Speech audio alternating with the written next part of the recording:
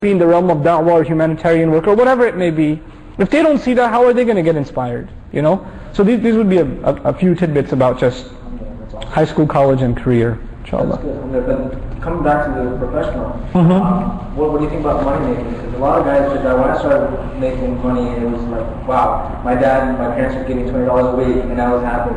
So beyond that, it was just overwhelming.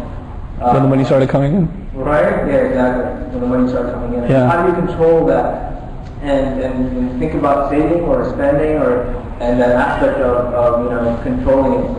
Because I mean, a lot of times parents don't give their children that added independence from the beginning, in the early ages, and they have no idea how to manage money. Actually, here it's at this part of the discussion, I'm very grateful that I was kind of my high school years were in New York City, where most families live hand to mouth, so we don't have disposable income like we do in the South.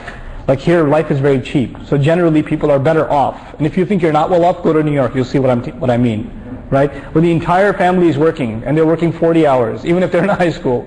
Like I worked 40 hours throughout high school, and that was just my siblings worked too. It's just a norm, But one of the benefits of that was it made us responsible with and appreciate hard-earned money.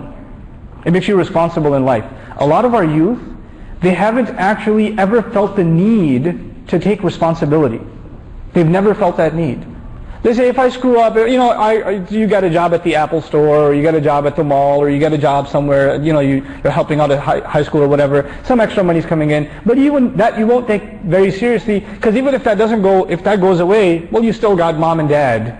They'll take care of you. They'll take, they'll spot you or whatever. My dad early on, one of the biggest favors he did to me, he said, you're going to pay your own college tuition. Get it through your head. I said, okay.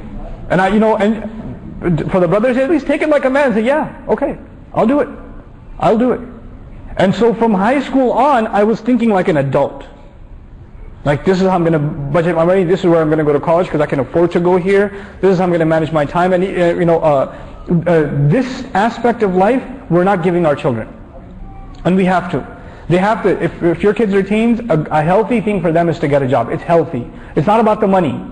It's really not. And you have to make them responsible in chores in the house and things like that. And this goes for brothers and for sisters. Get a job at the library. Get a job at volunteer at the local hospital. If you don't want to get a job, volunteer. Be part of the community center locally. Something. But you have to be involved in something like that. It builds responsibility. So when you do run into money, you respect it. That it doesn't just come out of trees. A lot of people have careers now, and even they don't take their career seriously because you know what? In the back of their head, if this goes, at least I can move back with mom and dad again. They're in the back of their head, they're still on vacation. The time for vacation, you have to become independent. You really have to become independent, and you have to think like that, and you have to think responsibly, right?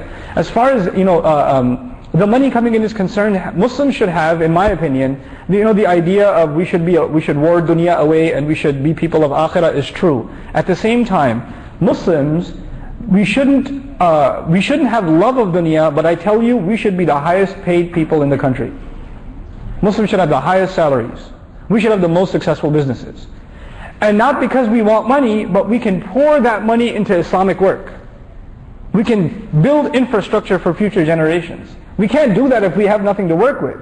You follow what I'm saying? And the real strength of our times, the real power in our times is economic power. That's what real power is.